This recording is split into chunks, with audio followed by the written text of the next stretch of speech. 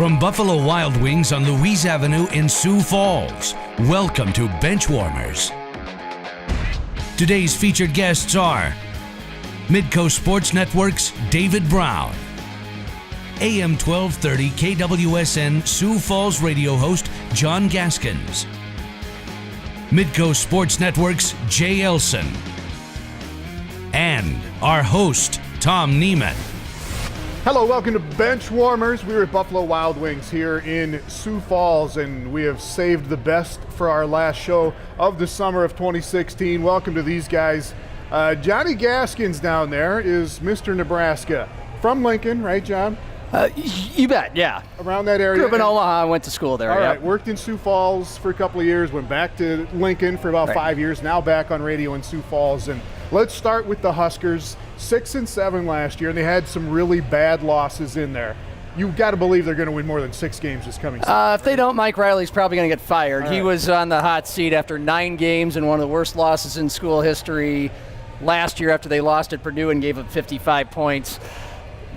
It always feels like Nebraska's going to go 9-4 every year. That's what they did under Bo Pelini. They had their first 5 losses last year were by a combined 13 points. Yes. They had total defensive breakdowns in almost every game. They should be better defensively. But, there are some Husker fans, like every year, that are going 10 wins, 11 wins, 12 wins, and it's a semi-favorable schedule. And I'm just not sure everything is all together in Lincoln quite yet. I do think defensively they should have their act together more than they did, partly because of Nate Gary, of course. Is he an NFL caliber player? Nate Gary will be in his senior season, a safety from Sioux Falls, Washington High School. Is he an NFL caliber player? He certainly is built like it, and I think he really struggled last year early on with the transition going from Bo Pelini's defense to the first year under Mark Banker at Nebraska, which that defense last year was more intent on stopping the run, and they gave up a lot of big pass plays in doing that, and a lot of the times Nate got, as a safety in that defense, got lost in translation. He just wasn't quite sure in games what to do, and he sometimes reverted back to his old spots, and he was nowhere to be found. At the end of the year, especially when you saw the Iowa game and the UCLA game, where he got kicked out of both games for making good football plays, making such good football plays, he got kicked out of them. He was in the right spot at the right time. He's expected to have a big year. The work ethic isn't questioned. He has an NFL body, and I think there's a very good chance he'll be an NFL player. On the other side of the football offensively, Tommy Armstrong's back. They got Westerkamp is back, Brandon Riley. A lot of good offensive weapons do they not have coming back, if you want to call Armstrong that. And I think he's a decent Big Ten quarterback, isn't he? You sound exasperated. Are you talking about the all-around game or the passing game? Well, he had 16 interceptions last year, way too many. Right. He makes a lot of mistakes that way. But yes, good running quarterback. He led the team in rushing touchdowns. Well, can they do what they need to do with him? I think as much onus is on Danny Langsdorff, the offensive coordinator, as it is on the plays that Tommy Armstrong is going to be able to make. Are they going to dial it down for him? The UCLA game was a model. They ran the ball 62 times. They don't plan on having that easy of a time as they did against a UCLA defense that was injured and didn't really want to be there that night in the bowl game. But if you can limit Tommy Armstrong to just 15 or 20 passes a game, and there's a lot of things that have to happen to have that happen. The defense can't give up huge play after huge play and 30, 35, and 40 points. So you're asking Tommy in the second half to keep passing his way back to a comeback. It should be of note that when they beat Michigan State the week after that awful loss to Purdue, a game in which Tommy Armstrong wasn't playing, he had 3 passes for 90 yards in about 70 seconds. I mean, he is capable of getting in rhythm. Iowa a couple years ago, they were down by 17, and he threw them back into the game. He knows how to get big drives going under pressure, but he can also make really, really, really dumb plays, and that's still up to him in the moment. They can call all the safer plays they want to for him, and they can be ahead without their defense giving up big chunks of yardage, but he still has to not play hero ball. I think we remember mostly that Iowa game where he had 4 of his 16 interceptions. He had been a part of a house in Lincoln that had been accused of sexual assault a week before. Yeah. And the terms of that were very vague publicly. Let's just say it was not a good week for Tommy Armstrong, and his head wasn't in the right place in practice or in that game. Not to make excuses for him, But that was a way a lot of Husker fans and a lot of people nationally remember Tommy Armstrong as a player who can't be trusted, and I think it's going to be a better year for him. All right, the Huskers at Iowa in the last game of the season. The schedule is pretty favorable in the first 6 or 7 games, and then they got to go to Wisconsin, to Iowa State. They play the Gophers at home there late in the season, so the second half of the season for the Huskers is going to get a little dicey in Wisconsin and your Gophers. We will talk about Minnesota a little bit later in our poll question of college football, who's going to win the most games this year of the area football teams. But let's talk a little bit about South Dakota State. South Dakota State went down to Nebraska. It's been 4 years ago now when South Dakota State led that game against the Huskers, ended up losing at 59-20. But South Dakota State 8-4 last year, Brownie. You covered the Jackrabbits for us here at Midco Sports Network. Can they improve on an 8-4 season that they had last season? It'll be a little difficult, mainly because they only have 11 games this season, and for the most part, the teams that they play last season, the teams that they played well, they got to play those teams on the road. They got to go to at NDSU, at Illinois State, at Northern Iowa to end the regular season, which could determine if they make the playoffs or not. I think the defense has improved. They got some questions at cornerback, but the front seven is really solid. They got a lot of experienced guys back, like Cole Langer and Jesse Bobbitt. But the question is, of course, the quarterback, Taron Christian versus Zach Lujan. I personally think it'll be Lujan because I think Stig is sentimental that way. Where he likes older players. He likes the older players, he likes the veterans, but just Taron Christian has some of those intangibles that Zach Lujan simply doesn't. Do they get any juice, too, from the new stadium? I mean, time and time again, we've seen teams open a new facility, and for whatever reason, it just gives them a little extra life. And so I wonder if that helps them at all going forward this year. If you just eliminate just the skills that are on that roster, which are obviously still pretty good. I mean, is there going to be more buzz about the program simply for the fact of what they're moving into and where they're going to be playing their games? Yeah, it is spectacular. And the Jacks will open at TCU on September 3rd and then come home for 3 straight home games in that new Dana J. Dykehouse Stadium. Drake, Cal Poly, Western Illinois, very winnable games in those first 3 at home for South Dakota State. And the Jacks, they're going to be one to reckon with in the Missouri Valley Football Conference. Will the University of South Dakota? We will talk with our man Jay Elsen about that. They were 5-6 last year. Can the Coyotes improve on that under first-year head coach Bob Nielsen? We'll talk about that when we come back. Benchwarmers on Midco Sports Network is presented by Buffalo Wild Wings.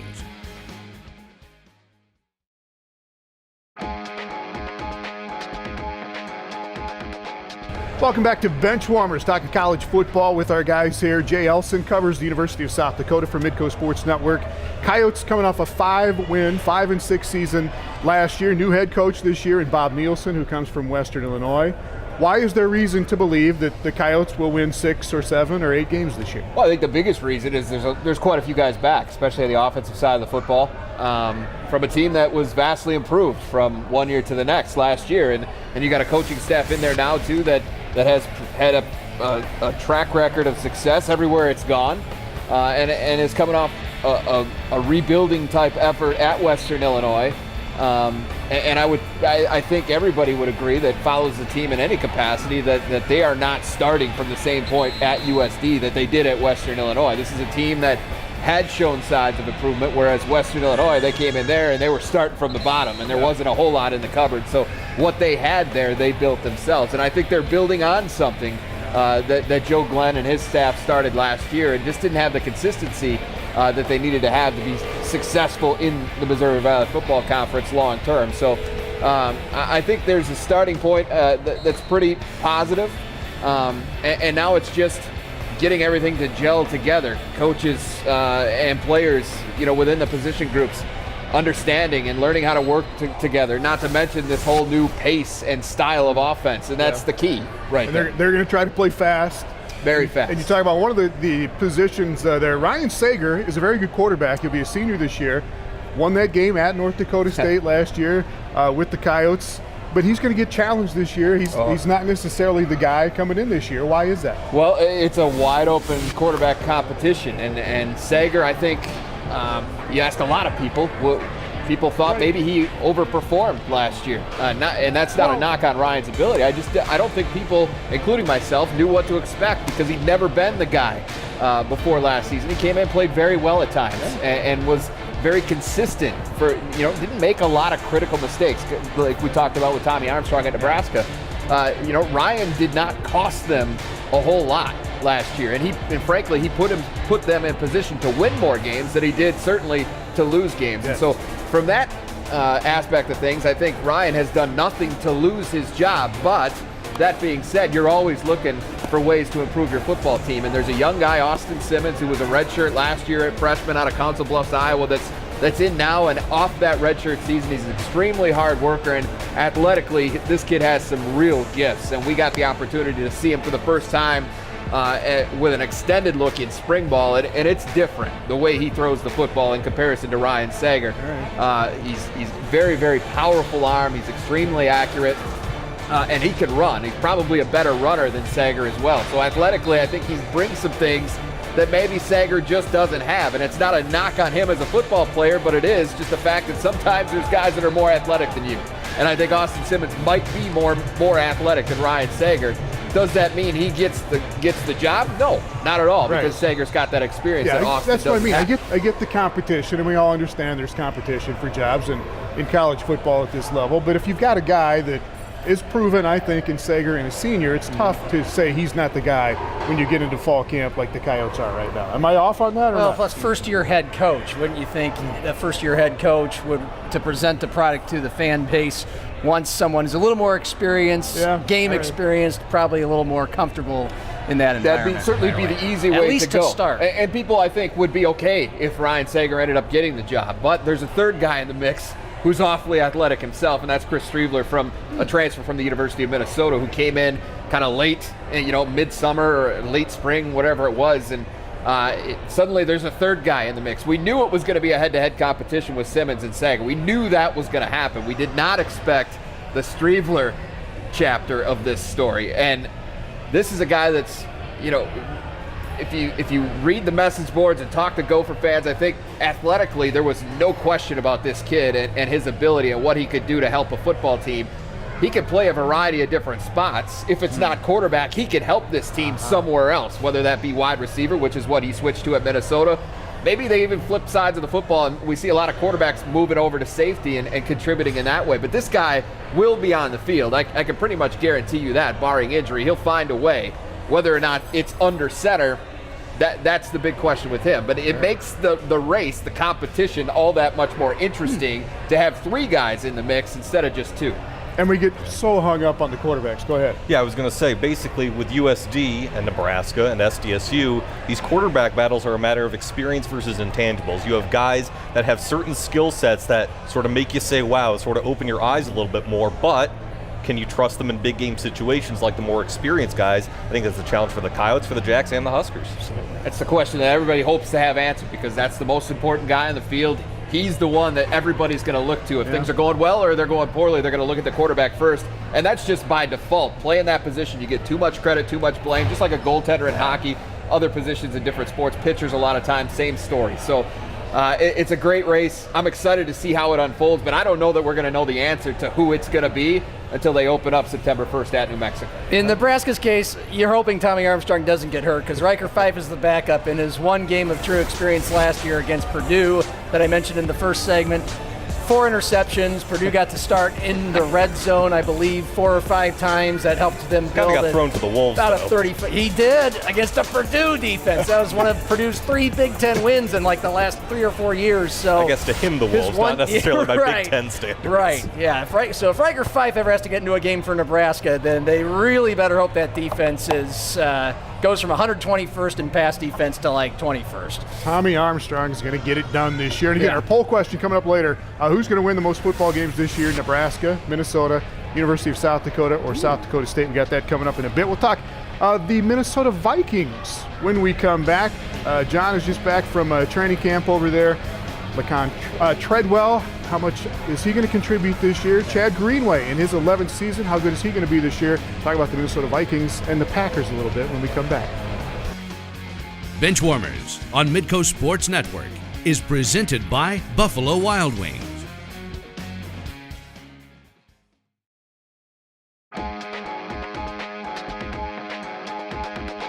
Welcome back to Benchwarmers. Let's talk about some NFL football.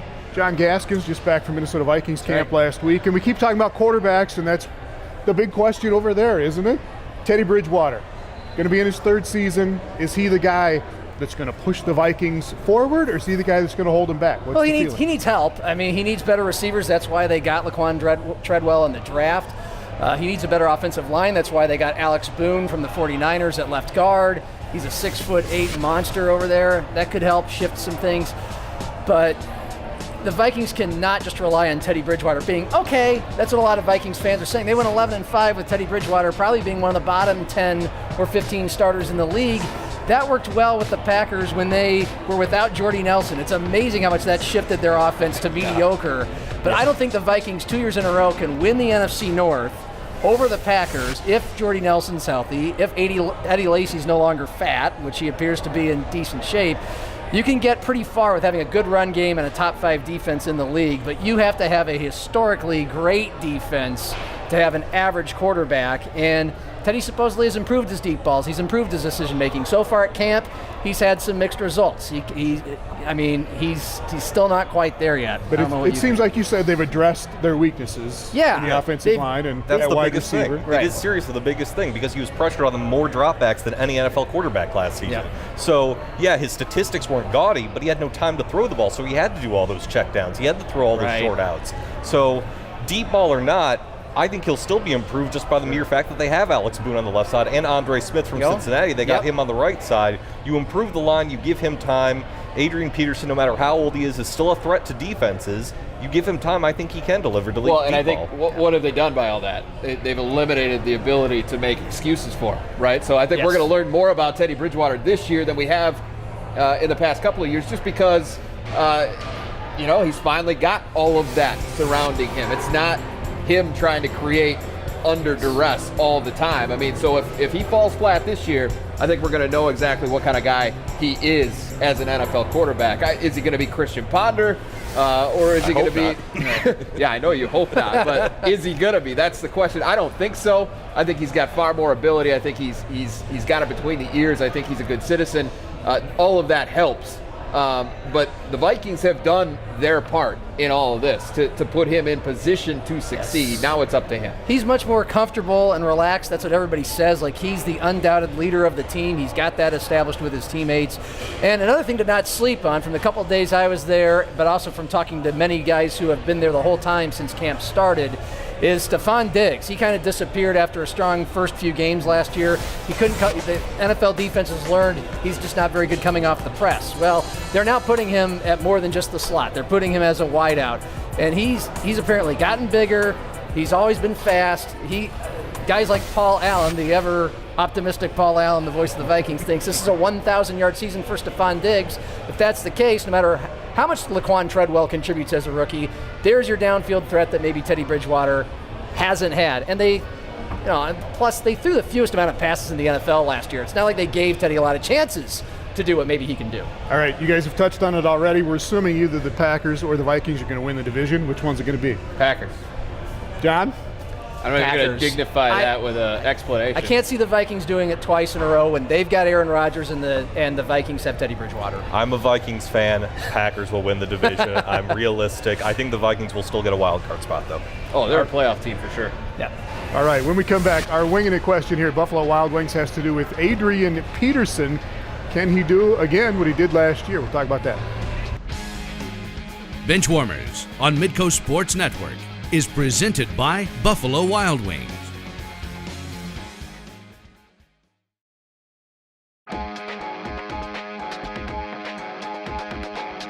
Time for our winging it question here at Buffalo Wild Wings, and for that we go to Carla Metz. Carla? Thanks, Tom. Well, our last winging it question of the season is with Ryan Franson, who's from Renville, Minnesota, and his professional team of choice is the Vikings. He has a question about one of their most well-known players on offense. How many yards do you think Adrian Peterson will rush for this season? All right, Tom, let's see what the panel thinks. All right, Ryan wants to know Adrian Peterson, how many yards he's going to have this season. I guess we could say also, will he go beyond what he did last year? 1,485 yards last year in the regular season, led the NFL in rushing. You think he can surpass that this year? Surpass? No. Equal? Yeah. I think he could have that. I mean, I think he showed, obviously, last year that he's got more than enough ability. I think the question with a running back is, the fall off comes quick. Yes. Is he there? I don't think so. But I could see him repeating what he did last year and leading the league again. I could see that. I feel like I'm on Contestants Row on The Price is Right. Can I go $1 just in case they go over? Go one up. Just 1 yard. You look back at the seasons where Adrian Peterson's had his best years and won the NFL rushing title. Just naturally, because he had such outstanding seasons like last year, he dropped off a little bit. So I'll go 12 or 1,300. I guess I'll split the difference on 1,250. Also, is the Vikings defense going to hold teams the way they did to the point where they can keep handing it to AP and just he'll have enough carries to get back to 1,500 yards? I'll go along with John right around that 1,250 mark because I think they want to get him more involved in the passing game as well. Yes. And with better line protection, maybe he gets a few more receiving yards than rushing yards. All right. Would you pick him number 1 in your fantasy draft, Peterson? Not number 1, but in the top 10. Top running back? At running back, sure. Yeah. All right, when we come back, our poll question. Who's going to win more college football games this year? South Dakota, South Dakota State, Nebraska, or Minnesota? Benchwarmers on Midco Sports Network is presented by Buffalo Wild Wings.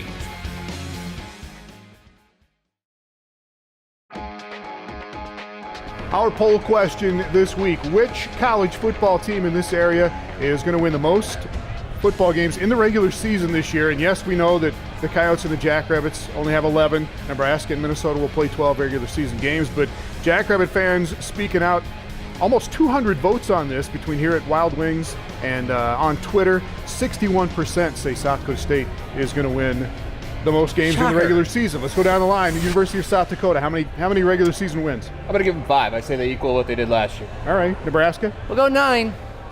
Gophers? 6. 6? 6. As they did last year? They got some easier road opponents this year, but still 6. All right. I'm saying South Dakota State, 8 wins out of their 11 regular season games this year. See you out there on the college football field. Thanks for watching Benchwarmers. Thanks to these guys.